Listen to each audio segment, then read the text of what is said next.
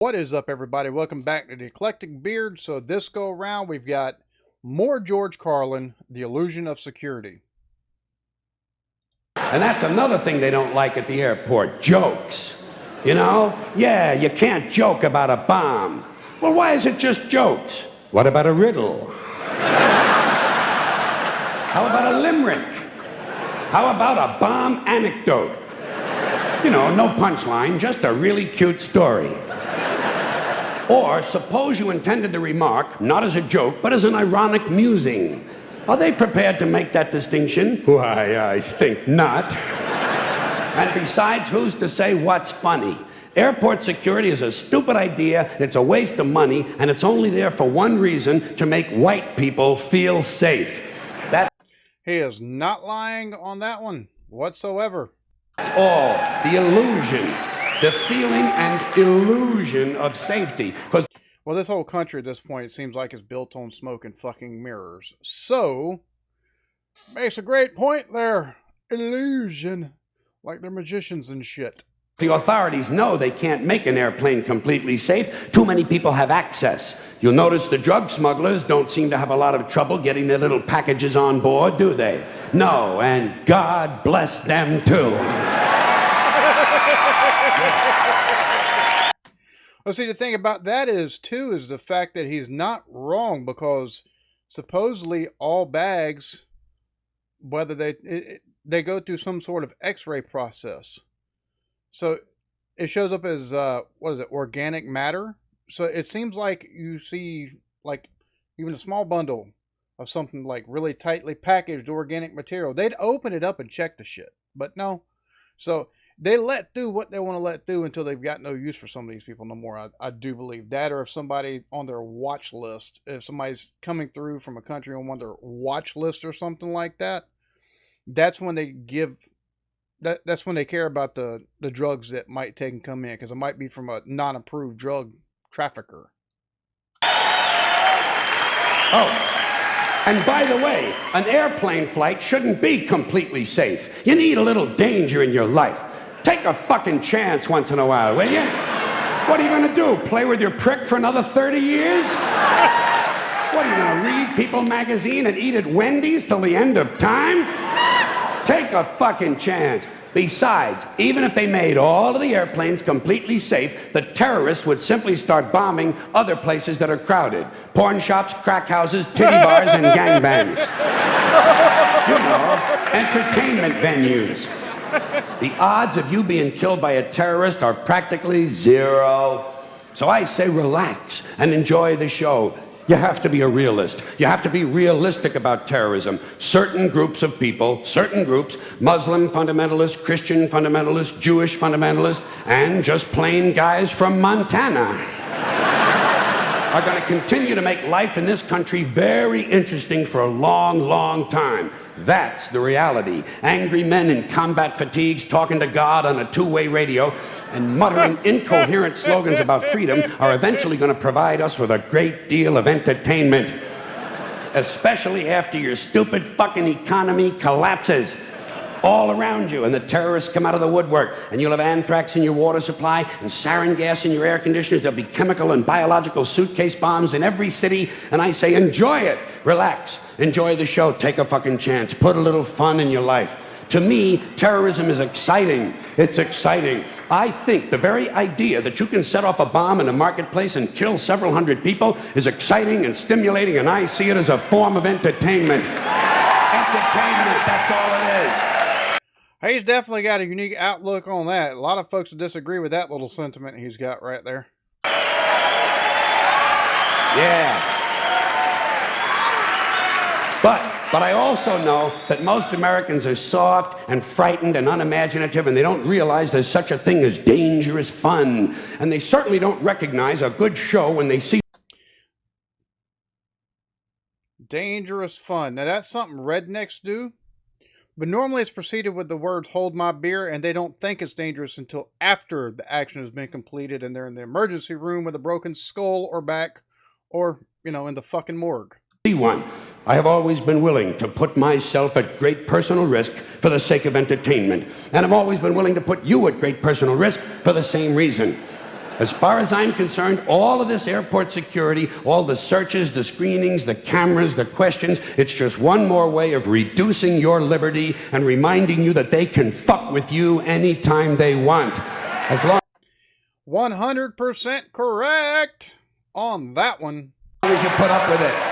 As long as you put up with it.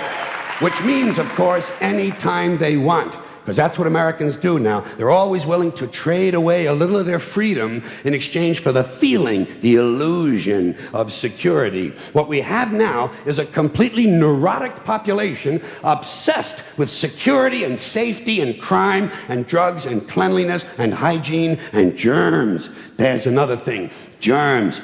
Where did this sudden fear of germs come from in this country? Have you noticed this? The media constantly running stories about all the latest infections, salmonella, E. coli, hantavirus, bird flu, and He's not wrong. He's not wrong whatsoever. And this is all shit that you can't fucking control, but it's not like this stuff just appeared out the fucking blue.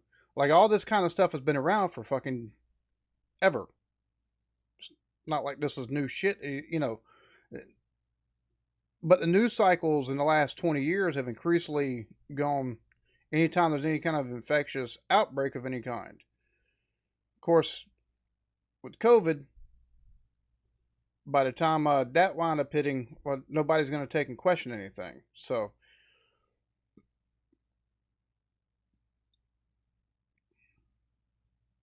that's one thing for sure. That's one thing that all that that's, I guess that's one of the things that all of that 20 years of constant coverage of all the different infections, even if they're in different countries, all the outbreaks in different countries and stuff like that.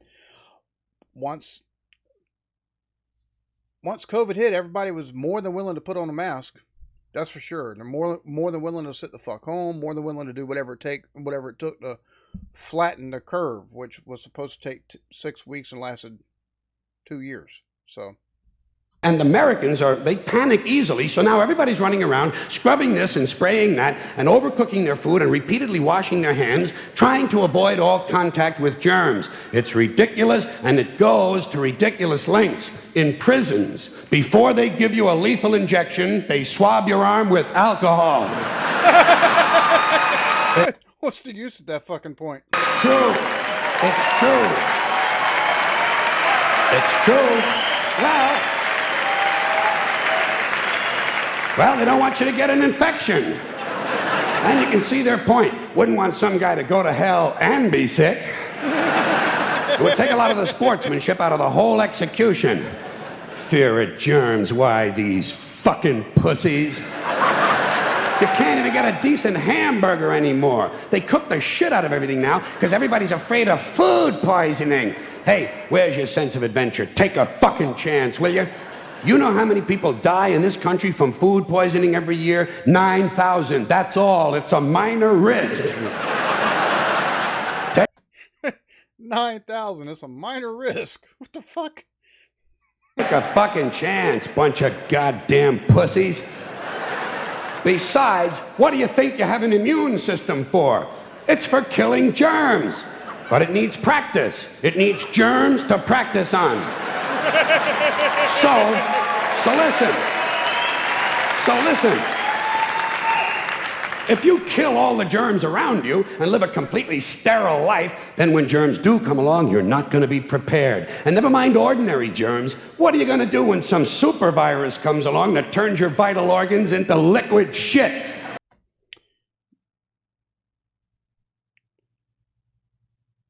COVID didn't turn people's internal organs into liquid shit, but it definitely, yeah, superbug would definitely be a word for it, because it fucked too many people up, that's for sure. But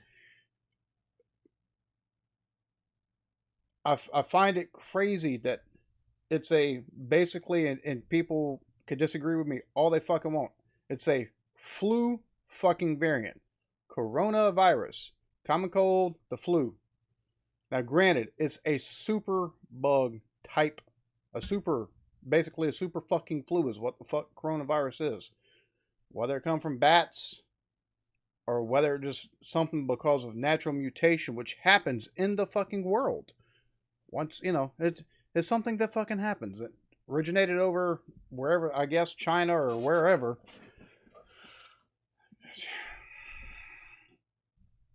Makes you wonder if maybe if we, number one, we were all just a little bit healthier, at least here in the U.S. Maybe wonder if maybe we weren't all just a little bit healthier.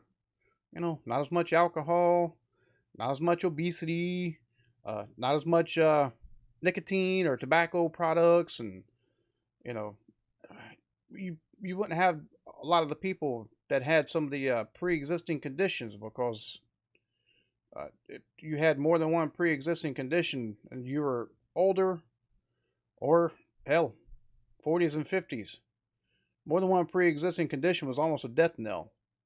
It's just makes you wonder if we'd have been better with our health, but yet all this germ fascination, like you said, for about the last 15, 20 years, everywhere you go, there's hand sanitizer. I'm not saying be gross. Don't get me fucking wrong here. I'm not saying be gross.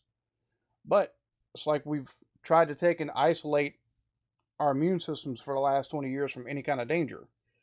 It makes you wonder almost if that didn't have a play in how badly people were affected by the coronavirus. Just musings here, so don't kill me in the comments. I mean, I'm allowed to have an opinion. I'll tell you what you're going to do. You're going to get sick, you're going to die, and you're going to deserve it because you're fucking weak and you got a fucking weak immune system. Now, God damn it. There we have it. George Carlin, The Illusion of Security. This old fart, the older he got, apparently, the more on point he got. Jesus. Now, there's a documentary on him on HBO Max I plan on watching at some point in time. Probably this weekend. His earlier stuff, especially with like the words you can't say on TV and stuff like that, just absolutely, he's always been funny. This right here, though, The Illusion of Security, he's spot on. He's spot on. It's funny in his older days. He sounds like he was a very liberal cat for the most part, but he sounds very much like the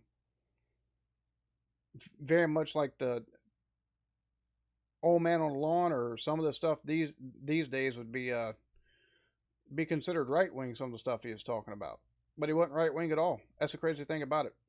So, yeah, I definitely enjoy this, and he's right. They try to give us the illusion of security just so nobody's, just so white motherfuckers aren't scared. That's basically the gist of it. He's not wrong on that whatsoever. So, yeah. Y'all be good to each other. Love yourselves. Peace.